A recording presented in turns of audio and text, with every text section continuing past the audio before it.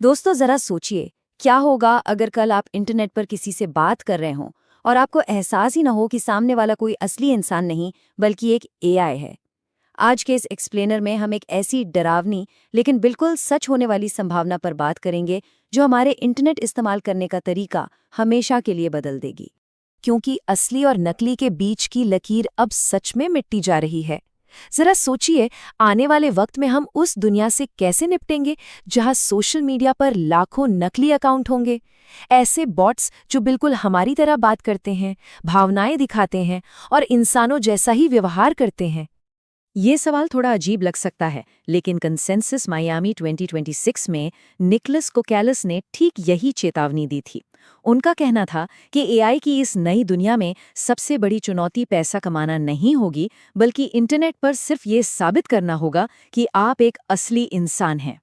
तो चलिए, आज के इस एक्सप्लेनर में हम जल्दी से इन 5 अहम पॉइंट्स को डिकोड करते हैं। एआई का नया युग, प्रूफ ऑफ ह्यूमैनिटी की ज़रूरत, पाई नेटवर्क की असली सोच, वेरीफाइड ह्यूमन नेटवर्क की ताकत और भविष्य का इंटरनेट कैसा होगा। चलिए सीधा चलते हैं हमारे पहले सेक्शन पर, एआई का नया युग। दोस्तों, हम उस दौर से बहुत आगे निकल चुके हैं जहां एआई का मतलब सिर्फ एक बोरिंग सा टेक्स्ट चैटबॉट हुआ करता था। आज का नया एआई बहुत एडवांस्ड और सच कहूं तो थोड़ा खतरनाक है। ये आपकी आवाज़ क्लोन कर सकता है और डीप फेक वीडियो बना सकता है। हाल ही में एक टेस्ट किया गया था जहां महज 10 सेकंड की आवाज़ का क्लोन बनाकर एक माँ को धोखा दे दिया गया, क्योंकि आवाज़ बिल्कुल उनके बच्चे की थी। सोचिए, अगर कल को आपके किसी दोस्त की आवाज़ में कॉल आए और वो पैसे मांगे, तो आप कैसे पहचानेंगे? और बात सिर्फ आर्थिक घोटालों की नहीं है। चुनावों के समय एआई एक झटके में लाखों फर्जी अकाउंट बना सकता है, धड़ल्ले से गलत खबरें फैला सकता है और समाज में नफरत या डर का माहौल पैदा कर सकता है। ऐसे में सबसे बड़ा सवाल यही है कि ऑनलाइन जो भी दिख रहा है, उसमें से असली क्या है। और इसी भ्रम का तोड़ निकालने के लिए हम आते हैं अपने दूसरे सेक्शन पर, जहां कोकालिस ने एक बहुत ही सॉलिड समाधान दिया है, प्रूफ ऑफ ह्यूमैनिटी। आसान भाषा में कहूं तो अपनी इंसानियत साबित करना आज इंटरनेट की सबसे बड़ी जरूरत बन गया है। प्रूफ ऑफ ह्यूमैनिटी एक ऐसा डिजिटल प्रोसेस है जो पक्का करता है कि स्क्रीन के उस पार एक असली इंसान है, लेकिन सबसे जरूरी बात, आपकी प्राइवेसी को बिना कोई नुकसान पहुंचाए। लेकिन आज हमारे सामने एक प्राइवेसी पैराडॉक्स है। आज अगर आपको अपनी पहचान साबित करनी है, तो आपको अपना आधार, पैन, फोन नंबर, यहाँ तक कि लाइव लोकेशन सब कुछ देना पड़ता है। एक असली उदाहरण देखिए। एक व्यक्ति ने एक फेक लोन ऐप पर क्लिक किया और एक झटके में उसकी पूरी गैलरी और कॉन्टैक्ट लिस्ट चोरी हो गई, जिसका इस्तेमाल उसे ब्लैकमेल करने के लिए हुआ। अपनी पहचान साबित करने के लिए अपनी पूरी जिंदगी का डेटा दे देना, ये तो कोई सही तरीका नहीं हुआ ना। इसे एयरपोर्ट के सिक्योरिटी चेक की तरह समझिए। वहां आपका चेहरा स्कैन होता है, ये पक्का करने के लिए कि आप कौन हैं, लेकिन उन्हें आपकी पूरी जिंदगी की कहानी नहीं जाननी होती। कोकालिस का तर्क है कि भविष्य की डिजिटल आइडेंटिटी भी बिल्कुल ऐसी ही होनी चाहिए और इसे मुमकिन बनाएगी ब्लॉकचेन तकनीक। तो ब्लॉकचेन और प्राइवेसी की इस बात से हम आते हैं अपने तीसरे सेक्शन पर, पाई नेटवर्क का असली विजन क्या है और वो इस प्राइवेसी की समस्या को कैसे सुलझा रहे हैं। इस पर निकोलस कोकालिस का ये कोट बहुत कुछ साफ कर देता है। वो कहते हैं, पाई सिर्फ एक क्रिप्टो प्रोजेक्ट नहीं है, ये एक ह्यूमन सेंटर्ड डिजिटल इकोसिस्टम है। यानी यहाँ किसी भी तकनीक से ऊपर सबसे पहले इंसानों को रखा गया है। इसे एक गेमिंग के उदाहरण से समझते हैं। सोचिए, आप एक ऑनलाइन गेम खेल रहे हैं जहाँ 100 में से 80 प्लेयर बॉट्स हैं। क्या आपको मजा आएगा? बिल्कुल नहीं, क्योंकि नकली चीजों के साथ इंटरैक्ट करने में कोई फील नहीं है। इसीलिए एक ऐसा नेटवर्क जहां हर एक यूजर 100% असली इंसान हो, उसकी वैल्यू आगे चल के बहुत ज्यादा होने वाली है।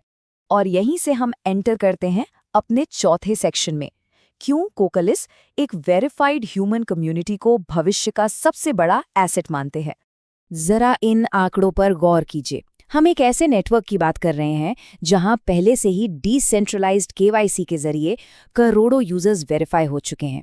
एआई भले ही लाखों फेक अकाउंट बना ले, लेकिन करोड़ों असली इंसानों का एक वेरीफाइड नेटवर्क खड़ा करना, ये अपने आप में एक बहुत बड़ी पावर है। भविष्य में यूजर्स के सामने बस ये 2 चॉइस होंगी, प्लेटफॉर्म ए जो फेक अकाउंट्स और एआई बॉट से भरा पड़ा है, और प्लेटफॉर्म बी जहां सिर्फ और सिर्फ वेरीफाइड असली इंसान हैं। अब आप ही बताइए, आप शॉपिंग या बिजनेस के लिए किस पर ज्यादा भरोसा करेंगे?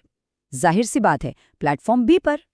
बिल्कुल। और लोगों का असली प्लेटफॉर्म्स की तरफ ये जो नेचुरल झुकाव है, उसी वजह से कॉकैलिस इस वेरीफाइड नेटवर्क को ट्रस्ट इंफ्रास्ट्रक्चर कहते हैं।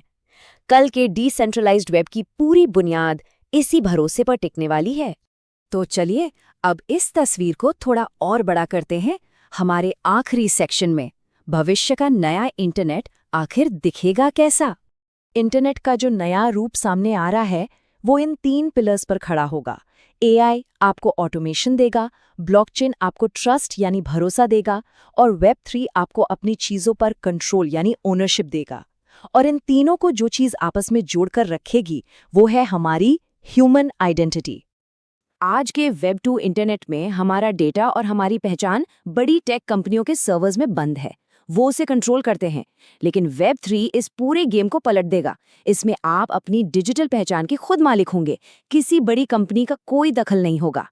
और यही वजह है कि कोकलिस डेवलपर्स को एक बहुत क्लियर मैसेज देते हैं, ऐसे ऐप्स और यूटिलिटीज बनाइए जिन्हें लोग रोज इस्तेमाल करें, एक पीयर टू पीयर इकोसिस्टम खड़ा कीजिए और इस वेरीफाइड ह्यूमन नेटवर्क की पावर का पूरा फायदा उठाइए। इसे ऐसे समझिए, उबर के पास अपनी एक भी टैक्सी नहीं है, एयरबीएनबी के पास अपना एक भी होटल नहीं है, लेकिन फिर भी वो बिलियंस की कंपनियां हैं। कैसे? सिर्फ अपने लोगों के नेटवर्क की वजह से। ठीक उसी तरह सही ऐप्स के साथ जुड़ा एक वेरीफाइड ह्यूमन नेटवर्क दुनिया की सबसे ताकतवर इकोनॉमी बन सकता है। तो दोस्तों, कंसेंसस का वो भाषण कोई आम क्रिप्टो स्पीच नहीं थी, वो इंटरनेट के भविष्य के लिए एक बहुत बड़ी चेतावनी थी। वो दिन दूर नहीं जब इस बात से कोई फर्क नहीं पड़ेगा कि आपके पास कितना डेटा है। सबसे बड़ा सवाल ये होगा कि क्या आप सच में एक इंसान हैं? और इसी सवाल के साथ हम आज का ये एक्सप्लेनर खत्म करते हैं। एआई की इस तेजी से बदलती दुनिया में क्या इंसान होना ही हमारी सबसे कीमती और सबसे बड़ी पहचान बन जाएगा? इस बारे में जरूर सोचिएगा। मिलते हैं अगले एक्सप्लेनर में।